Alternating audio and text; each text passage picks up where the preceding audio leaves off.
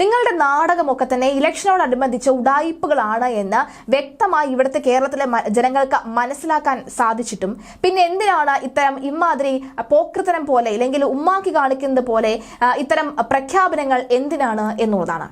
ഒരു നല്ല നേതാവാണെങ്കിൽ പ്രഖ്യാപനങ്ങളല്ല, മറിച്ച് പ്രവർത്തനങ്ങളാണ് വേണ്ടത്. കഴിഞ്ഞ ദിവസം വാർത്താ സമ്മേളനം നടത്തിയ മുഖ്യമന്ത്രി പിണറായി വിജയന്റെ വാർത്താ സമ്മേളനം കേട്ട അക്ഷരാർത്ഥത്തിൽ നമ്മുടെ ജനങ്ങൾ കൈവച്ചു പോവുകയായിരുന്നു. കാരണം ഇതൊക്കെ വെറും പ്രഖ്യാപനങ്ങൾ മാത്രമായി പോകുമല്ലോ എന്ന സത്യാവസ്ഥ ഇതൊക്കെ അക്കമിട്ട് നിരത്തിയപ്പോൾ തന്നെ ഇവിടുത്തെ സാധാരണക്കാരായ ജനങ്ങൾക്ക് മനസ്സിലായി കഴിഞ്ഞു. എന്തായാലും അനവധി പ്രഖ്യാപനങ്ങളാണ് കഴിഞ്ഞ ദിവസം മുഖ്യമന്ത്രി വാതോരാതെ പറഞ്ഞുകൊണ്ടേയിരുന്നത്. സ്ത്രീ സുരക്ഷാ പദ്ധതി, യുവതലമുറയ്ക്ക് connect to work scholarship, Kudumbashree ADCകൾക്കുള്ള പ്രവർത്തന ഗ്രാന്റ്, സംസ്ഥാന സർക്കാർ ജീവനക്കാർ, അധ്യാപകർ, പെൻഷൻകാർക്കുള്ള ഈ DA, DR തുടങ്ങിയവ, സംസ്ഥാന സർക്കാർ ജീവനക്കാരുടെ 11ാം ശമ്പള പരിഷ്കരണ കുടിശ്ശിക, അംഗനവാടി വർക്കർമാരുടെയും ഹെൽപ്പർമാരുടെയും പ്രതിമാസ ഓഡിറ്റോറിയം, സാക്ഷരതാ പ്രേരകന്മാരുടെ അതായത് തുടർ വിദ്യാകേന്ദ്രം, നോഡൽ പ്രേരകന്മാർ ഇവരുടെയൊക്കെ തന്നെ ഓഡിറ്റോറിയം, റബ്ബറിന്റെ സബ്സിഡി, ഗസ്റ്റ് ലെക്ചർമാരുടെ വേതനം തുടങ്ങി കൈയെത്താ ദൂരത്തിൽ അല്ലെങ്കിൽ കൈ നിറയെയുള്ള വാഗ്ദാനങ്ങളായിരുന്നു മുഖ്യമന്ത്രി പിണറായി വിജയൻ തന്നത്.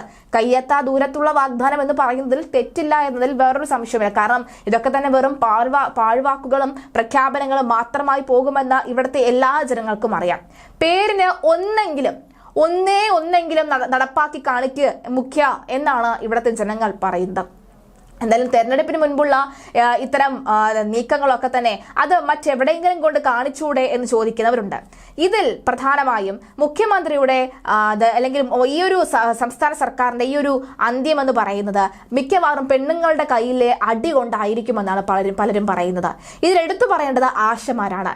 കഴിഞ്ഞ കുറേ മാസങ്ങളായി സെക്രട്ടേറിയറ്റിന് മുന്നിൽ നടത്തുന്ന ആശമാരുടെ സമരം അവസാനിപ്പിക്കാൻ വേണ്ടി പലതരത്തിലുള്ള ശ്രമങ്ങൾ നടന്നിട്ടും അവരുടെ വേതനം, അവരുടെ ആവശ്യം കൃത്യമായി നടപ്പിലാക്കാത്തതിനാൽ തന്നെ ആശമാർ അസ്വസ്ഥരാണ് എന്ന കാര്യത്തിൽ സംശയമില്ല.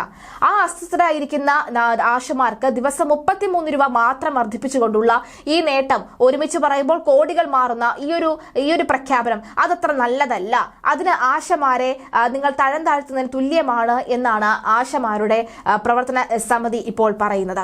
സർക്കാർ ഓഡിറ്റോറിയം 1000 രൂപ വർദ്ധിപ്പിച്ചെങ്കിലും അത് തുച്ഛമാണ് എന്നും സമരം തുടരുമെന്ന് തന്നെയാണ് ആശാ വർക്കർമാർ പറയുന്നത്. ഭാവി സമര പരിപാടികൾ ആലോചിക്കാൻ സമരസമിതിയുടെ യോഗം ഇന്ന് തന്നെ ചേരും.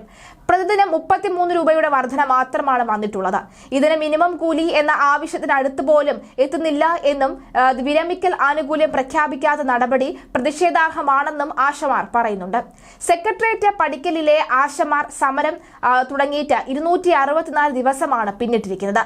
തദ്ദേശ നിയമസഭാ തെരഞ്ഞെടുപ്പ് അടുത്തിരിക്കെ എല്ലാ വിഭാഗം ജനങ്ങളെയും തൃപ്തിപ്പെടുത്തുന്ന തരത്തിലുള്ള ക്ഷേമ പദ്ധതികളാണ് ഇന്നലെ മുഖ്യമന്ത്രി പിണറായി വിജയന്റെ പ്രഖ്യാപനത്തിൽ നിന്ന് വരുന്നത്. ക്ഷേമ പെൻഷൻ 1600 രൂപയിൽ നിന്ന് 2000 രൂപയാക്കി. പാവപ്പെട്ട കുടുംബങ്ങളിലെ 35-നും 60-നും ഇടയിൽ പ്രായമുള്ള സ്ത്രീകൾക്ക് പ്രതിമാസം 1000 രൂപ വീതം നൽകാൻ സ്ത്രീ സുരക്ഷാ പെൻഷൻ. സർക്കാർ ജീവനക്കാർക്കും അധ്യാപകർക്കും പെൻഷൻകാർക്കും ഒരു ഗഡു CA കുടിശ്ശിക നവംബറിലെ ശമ്പളത്തിനോടൊപ്പം നൽകും. ശമ്പള പരിഷ്കരണ കുടിശ്ശികയുടെ 3-ഉം 4-ഉം ഗഡുകൾ ഇക്കൊല്ലം നൽകും. അടുത്ത ഏപ്രിൽ കുടിശ്ശിക തുക PF-ൽ ലയിപ്പിക്കും. PF ഇല്ലാത്തവർക്ക് പണമായി തന്നെ നൽകും.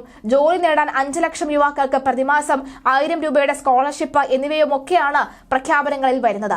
തൽക്കാലം ഈ ആനുകൂല്യങ്ങളൊക്കെ തന്നെ കാറ്റിൽ പറന്നു പോകുന്നു എന്നാണ് മനസ്സിലാക്കുന്നത്.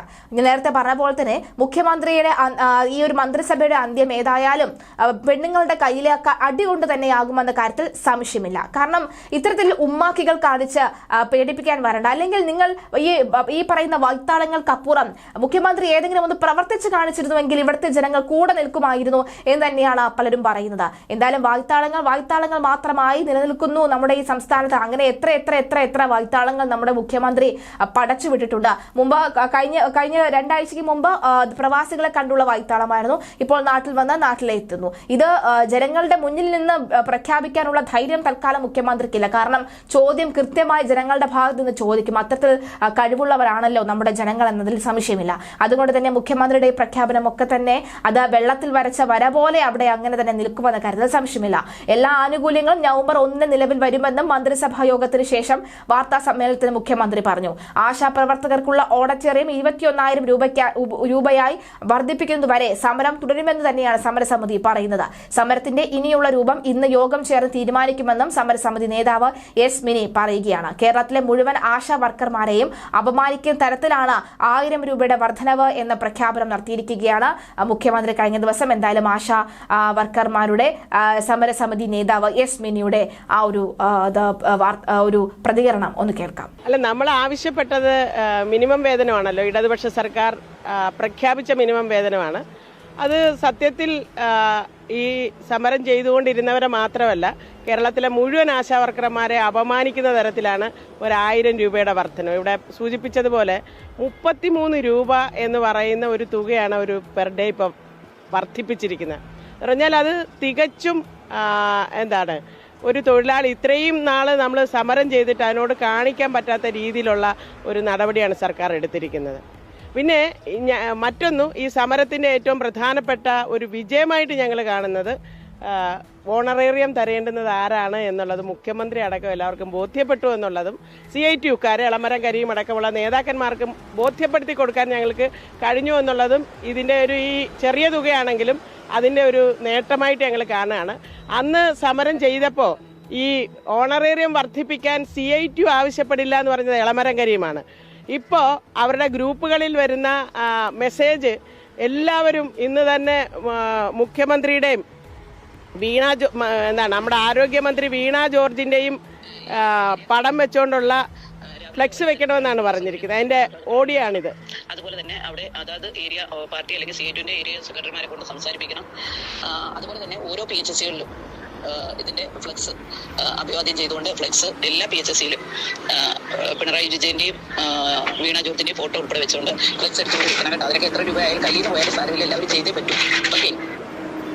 അപ്പോൾ ഞങ്ങൾ സമരം തുടങ്ങിയപ്പോൾ മുതൽ ഞങ്ങളെ നാണമില്ലാതെ വന്നിരിക്കുകയാണെന്ന് പറഞ്ഞ് ആക്ഷേപിച്ചുകൊണ്ടിരുന്ന ആളുകൾക്ക് ഞങ്ങൾ 8.5 മാസം ഇവിടെ ഈ ഇത്രയും ത്യാഗങ്ങൾ സഹിച്ച് ഈ സമരം നടത്തി ഈ സർക്കാരിനെ കൊണ്ട് യഥാർത്ഥത്തിൽ സർക്കാർ ഞങ്ങളുടെ മുന്നിൽ മുട്ടുമടക്കിയിരിക്കുകയാണ്. കാരണം ഈ സർക്കാരല്ല ഓണറേറിയം വർദ്ധിപ്പിച്ച് തരേണ്ടുന്നത് എന്ന് പറഞ്ഞ ആളുകൾ ഞങ്ങളുടെ സമരത്തിന് മുന്നിൽ മുട്ടുമടക്കിയിരിക്കുകയാണ്.